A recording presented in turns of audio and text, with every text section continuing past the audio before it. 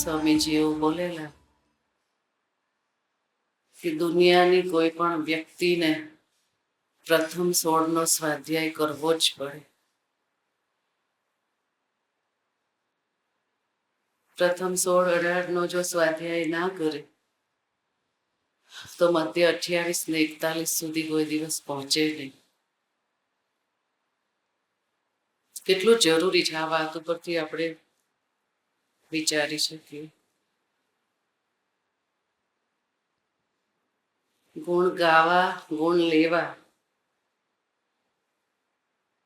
એ સત.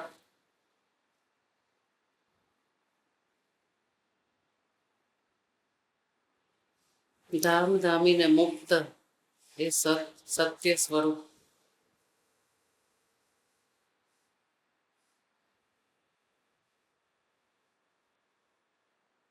અને દોષ જોવા, માઇક ભાવમાં રાચવું,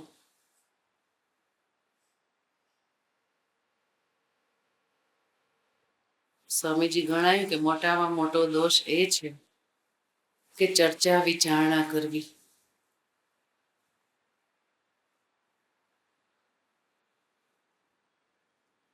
પછી કે અંતરનો કુસંગ તો ના નડે, પણ બહારનો કુસંગ નડે સાધકને.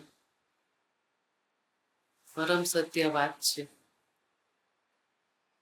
મારે ને તમારે બધાએ આ વાત સ્વીકારવી પડે.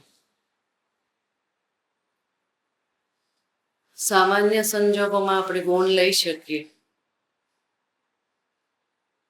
પણ પોતાની જાત ઉપર જ્યારે પ્રસંગ આવે, કાચી કણી ઉપર ઘા વાગે, અને એવા પ્રસંગોમાં જ્યારે ગુણ લઈએ એ ગુણ લીધો કહેવાય.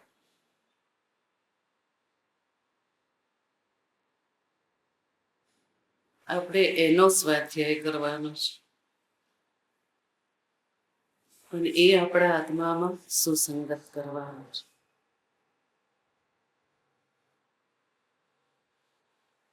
ગુણ જોવા, ગુણ ગાવા,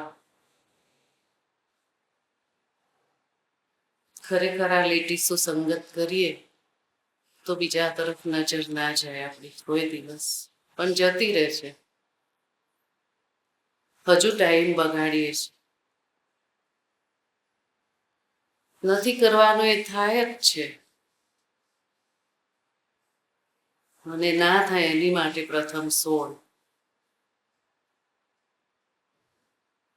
કેટલું બધું જરૂરી છે. પ્રથમ 16